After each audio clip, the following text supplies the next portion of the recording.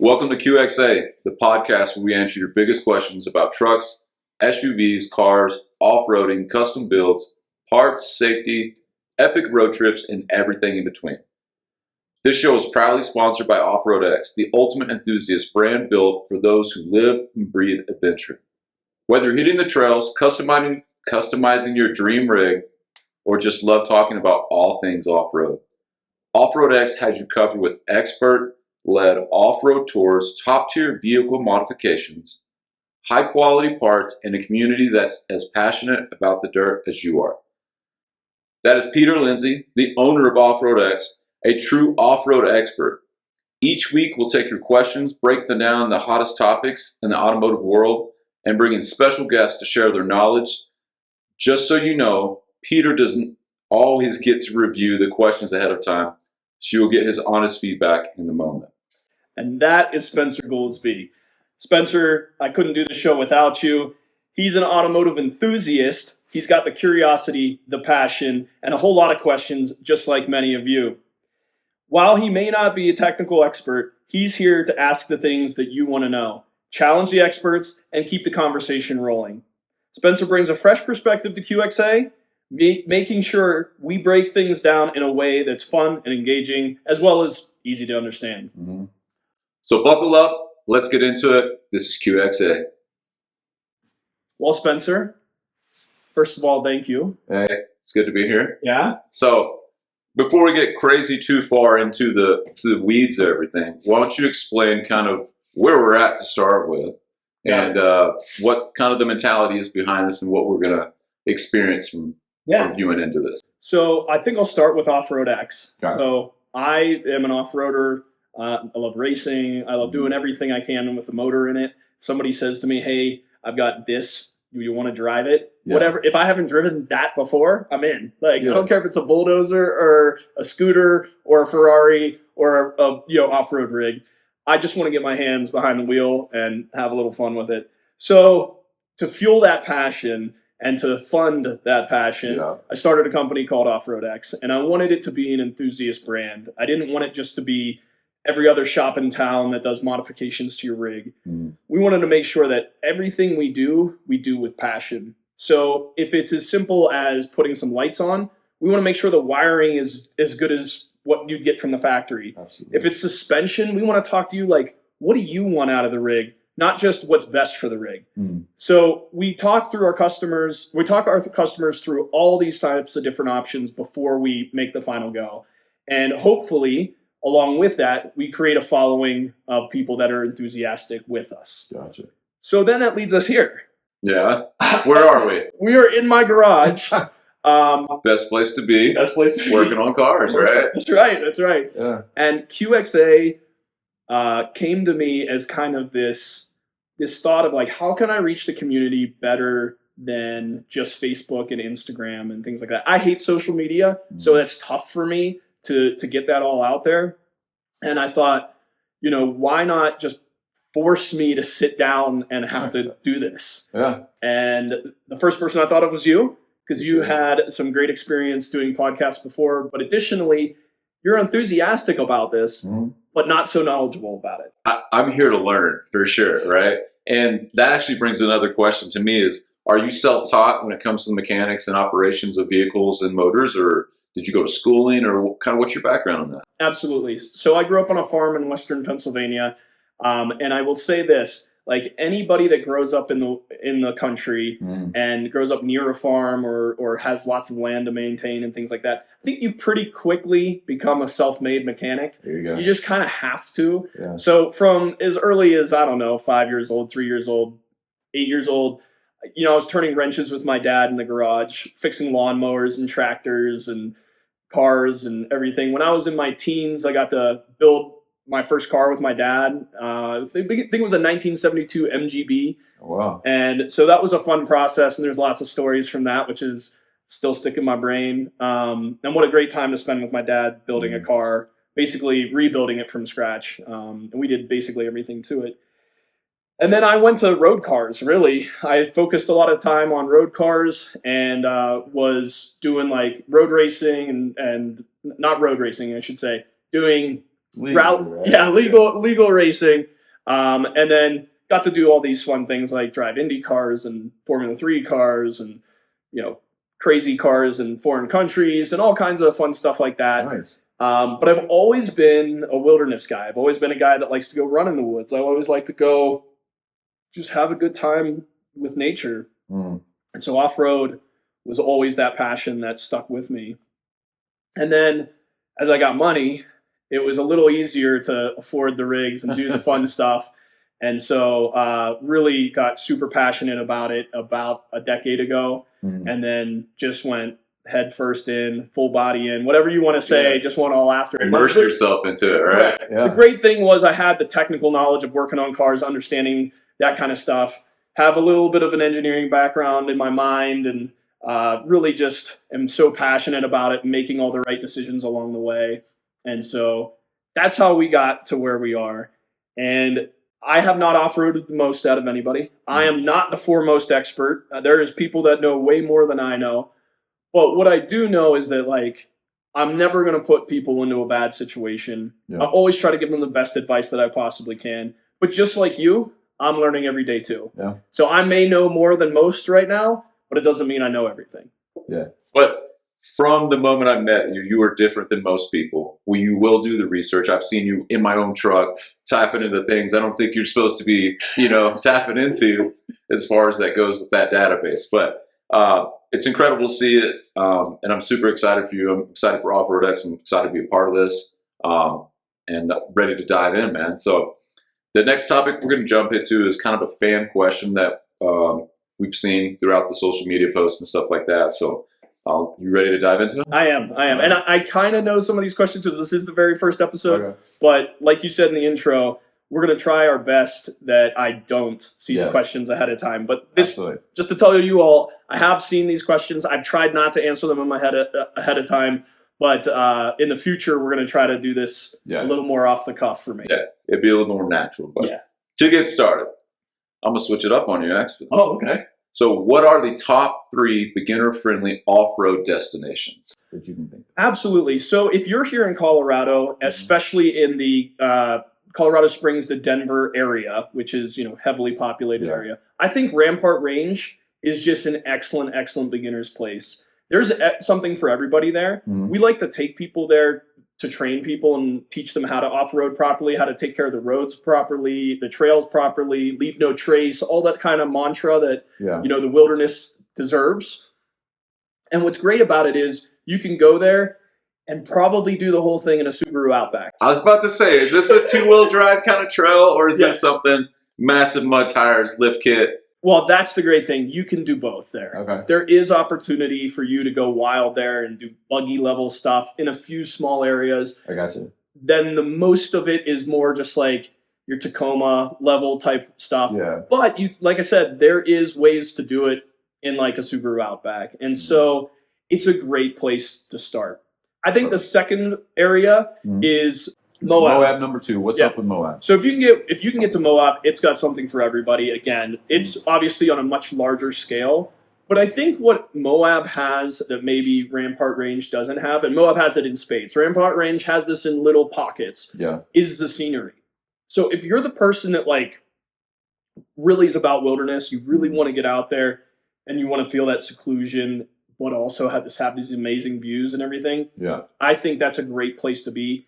And there's always somebody there to help. Okay. You're never going to be on a trail in Moab and just be out on your own. That very rarely happens. Somebody's going to come across you. Okay. So if you're trying something that's a little bit above your pay raise or your pay scale, or your ability, somebody's going to come along and probably be able to help you out. So that's a good place to be. That to me, as a beginner, because I'm not going to take myself out there with my baby, pavement princess out there, and feel the need of oh my God, what happens if something goes wrong, right? So that's a big fear for a lot of beginners. So that's a great spot. Yep. And then I think the last one is the spot that's closest to you that you may know. Okay. So if you're in Florida and you've got a sandy trail that's near your house that you've walked down a bunch of times, or maybe taken your mountain bike down a bunch of times, why not take your rig down it? Give it a shot.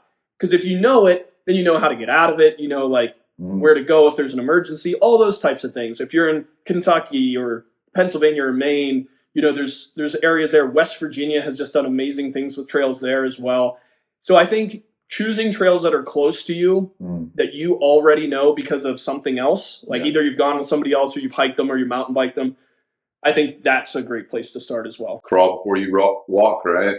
Absolutely. Right on your nose. I would say most important thing for beginners is to do trails that you know. I mean, that's really the answer. So that leads me to a question inside those questions. Yeah. What should I have on my vehicle when I go do my first off-road thing? It's probably a lot, but give me like 3 main things I should have. Cell phone, already got. Yeah. So if you have a cell phone, that's you. Okay. Yeah, you should have something like that. I think we got to think survival in this situation. Okay. So as much as I want to say big tires, big suspension, winch, recovery gear, all that kind of stuff, what I would really say is you want to have ways to communicate with others around you, whether that's a cell phone, radios, whatever you can do there. And then it's necessities like water, snacks, things like that. Yeah. Maybe a jacket, even if you're in an area that doesn't get very cold. It's nice to have a jacket and just be prepared for that. And I think third is a really good first aid kit. Okay. I think that's it. I think if you stick with those things, though your vehicle doesn't seem super prepared for what you're about to get into, right? Yeah. At least you as a human will be prepared. And that way you're putting yourself into a situation that at least you've got a way out of, or you can prolong your life. Until help comes. That's right. Perfect. Yes. Perfect. Great. All right. Next question. What's the biggest mistake new off-roaders make? Oh man, this one's a tough one. And I think the biggest mistake new off-roaders make, I think can I break this into 2? Absolutely. Okay. I'm gonna take it to the rig, and then I'm gonna take it to the person. All right. Okay. This goes back to our last question on the person side. Not being prepared. Not having the essentials that you need: water, food, a cell phone, a way to communicate, and a first aid kit. That's ballsy. Just go out there like that. Yeah. So I think those are the people side. Okay. And then the rig side, I would say the biggest thing that I see about beginners is people that will spend the money before they fully understand what they want out of the hobby or what their rig can really take from the hobby. Yeah. They get on the social media or they get a bug where they're like, oh, I got to have it. I call it they get in heat. They just got to have it, right? Yeah. So they buy this crazy suspension that they're never going to use. Or they, jump into this whole lighting package that they're never going to use. By the way, lights, most people don't need them. Okay. I mean, unless you're reeling at night or you're in dangerous situations. Yeah. Like, guess what? All vehicles come with lights. I've seen light bars mounted in the most absurd places too, and it drives me crazy. Yeah. Just, you know what I mean? So yeah. Cool. I mean, lights can be helpful. There's no doubt about it. But every vehicle comes with lights. Every vehicle comes with lights. You get headlights with your car. I mean, that's one of those things that you get. So yeah, it's great to have all that extra. Yeah. But I think that's the vehicle side for beginners is that they jump in and they start down a path that they end up having to change later. Yeah. And so they've wasted a bunch of money is what I would say. Gotcha. Okay. What do you think the best off-road vehicle for beginners could be? This is easy. What is it? The one you have. And it really stands true. Yeah. It's the same thing like if you're learning, like say you want to learn to play the guitar, right? And let's say you don't have a guitar. Yeah. Are you going to go out and buy the $5,000 guitar? Is that what you're going to jump into? Some people do that thinking it's going to produce effort or it's going to produce talent, and that's not what it is, right? Yeah. And that goes to that beginner thing, right? Yeah. They jump too far into it, end up wasting money on something that they don't need. So what you want to do is get that beginner guitar, right? That one that's affordable for you. You can beat up a little bit, practice with, play with. And then realize what you like about it, what you don't like about it. So when you buy your next one, you make sure that those things have. That's the same with off-roading. Use the vehicle you have, okay? Yeah. So if you have a vehicle, if it's a Volkswagen GTI or it's a Ford F-150 Raptor, use the vehicle that you have first and then go from there. Understand what you like and you don't like about the current vehicle that you have. And then when you go to get the next one or when you go to modify yours, you're going in a trajectory that you already know you want to go in. Okay. So I would say use the vehicle you got. All right. Well, what I have, before I hit the trails, what modifications would you recommend that I have? Okay. So this isn't a beginner question, right? This is just... It's like... We've tested out the little baby guitar, and now we're like, we got a new one. Yeah. But before I go out here, what should I amplify my vehicle with? Awesome.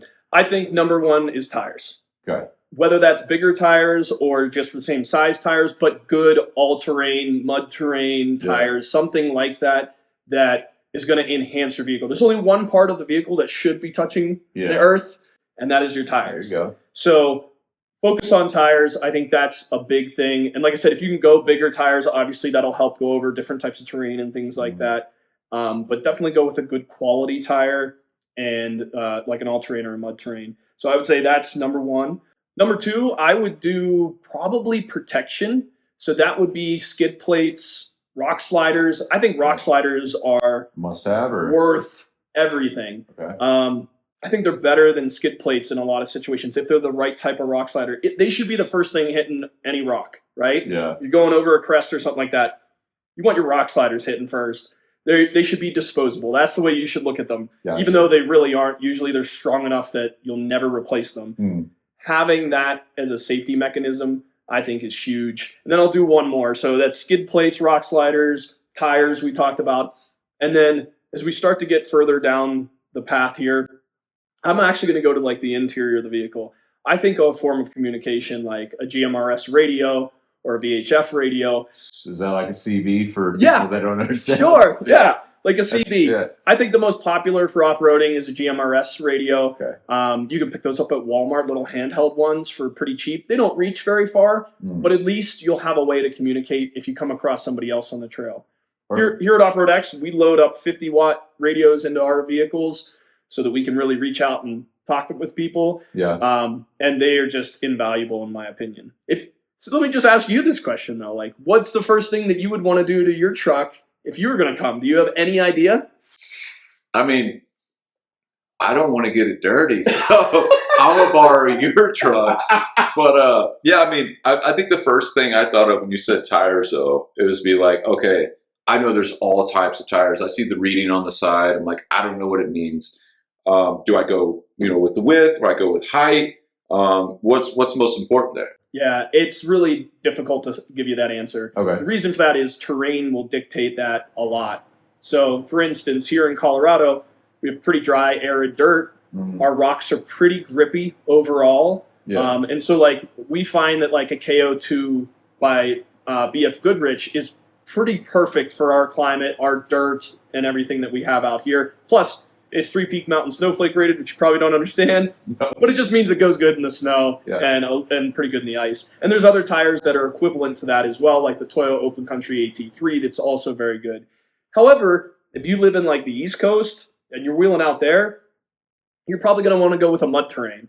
So that might be a better compound and a better tire for out there. And then obviously when you talk about widths of tires and stuff like that, beyond the, hey, this looks cool aspect of it, you also have to think of like, okay, am I going in the sand a lot, or am I going in water a lot, or mud a lot, and then make your decision from there. Okay. As for those numbers on the side, I always kind of like don't understand this either. The first number is in millimeters. The second number is a ratio, and the third number is in inches. Oh. So they made it like as complicated as possible. Like when the tire people came up with tire sizes, they're like, oh, we got to have something in imperial. Yeah. No, we've got to have something in metric.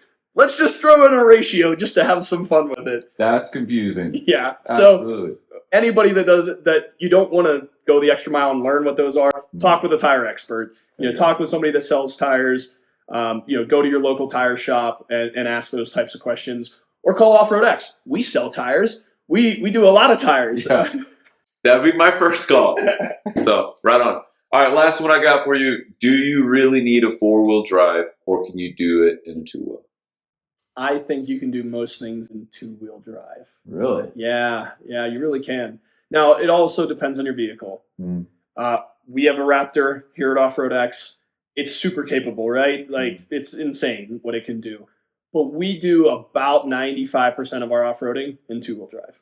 Really? Even like the little rock crawling stuff, a lot of times we stay in 2-wheel. Is that because of turn radius, or just the capability of the vehicle, or is it the driver itself knowing what they're doing? I think it's a combination of all those things. Okay. When I'm out on the trails, I'm always pushing myself. I'm always trying to do better than I did the time before. Always trying to pick a different line or challenge myself a little bit more. Two-wheel drive is kind of one of those fun little games, right? How far can I go in two-wheel Before drive? I get stuck or something? How far can I go before I need to engage the four-wheel drive? But I think for most people, again, if we're starting as beginners, you should be doing trails that are like dirt roads at first. Yeah. You can do those in two-wheel drive, no problem. Obviously, if they get a little muddy, if it's raining, if it's snowing, changes the whole aspect, right? Yeah. But if it's a dry day, sure, two-wheel drive will get you 99% of places, I think. Yeah. Right on, man. All right. That's it for our fan questions that we had this week. Awesome. Last thing, we're going to hit off with some rapid-fire questions. So we're going to start throwing some of these little things at you. And I don't know. I only know the first one of these. So for everybody out there, I don't know these. I didn't read these. So this is based on your preference. I might ask you like, hey, why? You know, that seems crazy to me. Yeah. But if I don't, then I'm agreeing with you because I really don't know what to say. Right? So Jeep or Toyota? Oh, man. I'm going to get hate right in the very first episode. Right now. There's going to be a whole community that's going to be like, we're not watching this anymore. So, Jeep or Toyota, I have to make a decision. I'm going to make a decision. You're going to go Jeep. I'm going to go Jeep. All right. I would say Jeep as well, and I'm not a big car guy. I know the brand. Yeah. So why would you say Jeep though? The reason that I would go Jeep, and I'm thinking of the Jeep Wrangler versus what Toyota offers in their 4Runner, their Tacoma, and things like that. Number one is it's a chameleon, right? So it can drive down the road or it can be a buggy. So you can really take it to the extremes if you want to. Gotcha. The other chameleon thing about it is it can go topless. Like, why not get the ability to go topless? Every guy likes that. So Yep. And then the last thing is Toyota has a great aftermarket community. We work on Toyotas more than any other vehicles at our shop, believe it or not. Dude, you better hope you don't lose that. I know. But Jeep community, like the aftermarket parts community and stuff like that, it just can't be beat. I don't care what brand you have, what brand you're a fan of. The Jeep aftermarket community is the strongest in the world. And so if I got to choose, I'm choosing Jeep. If I only get one, definitely Jeep. And they got some weird duck thing going on too that I always see, so that sounds fun. Yeah, exactly. All right. And they got the Jeep Wave. Oh, there's the Jeep Wave. I'm not familiar with it. Got to get a Jeep now. There you go. All right. Next one: rock crawling or sand dunes. Ooh. So I don't do a lot of either. Okay. I definitely do more rock crawling than dunes. I like the dunes a lot. I think they're a lot of fun because, like, horsepower, right? Yeah. You can really use up horsepower. That's a whole different Setup though, right? I mean, It can be. like tires, everything right there. So. Absolutely. Yeah. But I think I'm going to go rock crawling, and I'll jump in and give you the answer of why. Okay. For me, rock crawling typically takes you to places that have just crazy views, right? The scenery, being in nature, I think supersedes, like when you go to the beach or when you go to a sand area, all-terrain sand area, they all are kind of the same, right? Yeah. They all kind of look the same. There's great sand dunes and everything else like that. And there are places that do look a little bit different than the others.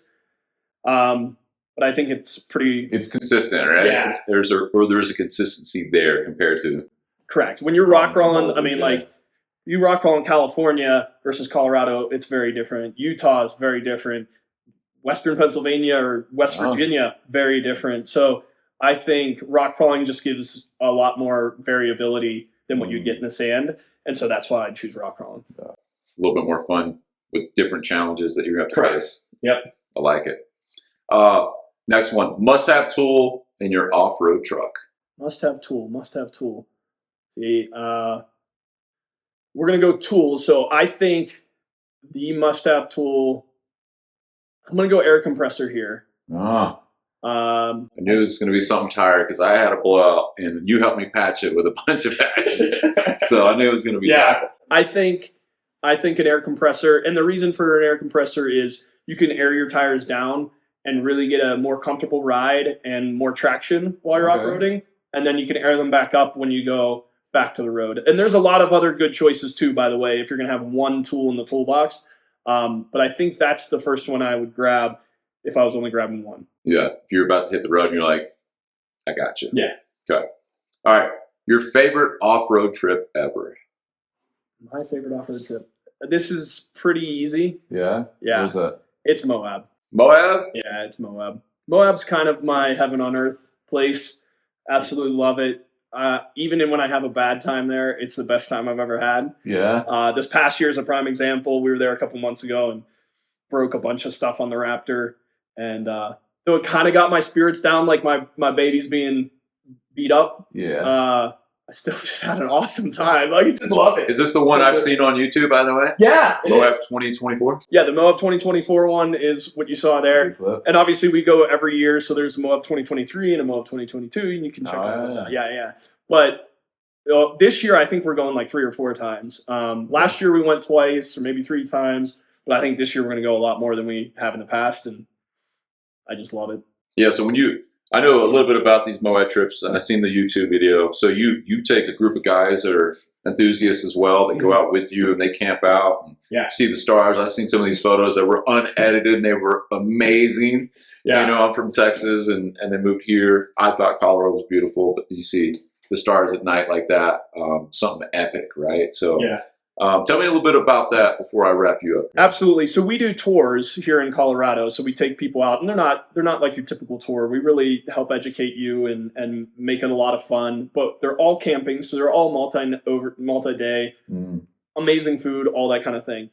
Our Moab trip that we plan is really for us, right? Oh, okay. It's for the shop guys, it's for the grunts, but it's for my closest friends. So those that are in the community that want to have a lot of fun, I invite them to come with us to go to Moab. So it's not like our tours here, although we treat them like that while we're there, but we're all in it together, right? And it's a lot of fun. So Moab, when we go, we try to go to the most secluded areas. We try to go to the trails that are the hardest to get onto and get off of, in the standpoint of like just getting access to them. So we do a lot of things where like we book campsites 6 months in advance. Oh, wow. And some of the campsites that we book, if we do not book them within 10 seconds, they are no longer available. Oh, wow. So I sit at a computer and as quickly as I possibly can. Yeah. And so when you get to go with us to Moab, you're getting awesome trails, awesome scenery, the best campsites, and a lot of seclusion and amazing food. Yeah. It's just phenomenal. Some great friendship there too. Yeah. Heck yeah, man. All right. Call to action. Yeah. So wrap this thing up. You guys got, so that's kind of a wrap of the first episode here in Off-RoadX's home garage. You know, this is where a lot of work happens. A lot of people, blood, sweat, and tears here. But you got more beginner questions, drop them in the comments, subscribe, and turn on notifications so you don't miss the next week's episode. That's a wrap for this episode of QXA. Big thanks to all of you for tuning in and sending your questions. We love hearing from you from the Off-RoadX community. This show is brought to you by Off-RoadX, the ultimate brand for off-road enthusiasts. Join the Rally Club on Facebook.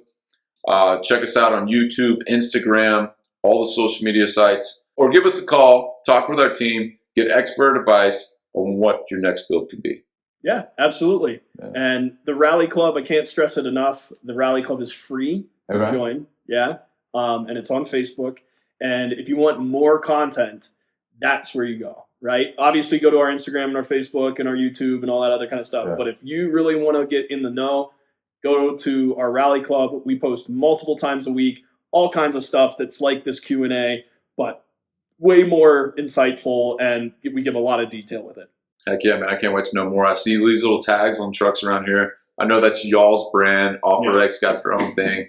I want to be a part of it because my truck is naked right now. So I got to get it dirty. So absolutely. Cool, man. Thanks, Pete. Yep. Thank you, Spencer. Appreciate it. Thank you all for watching.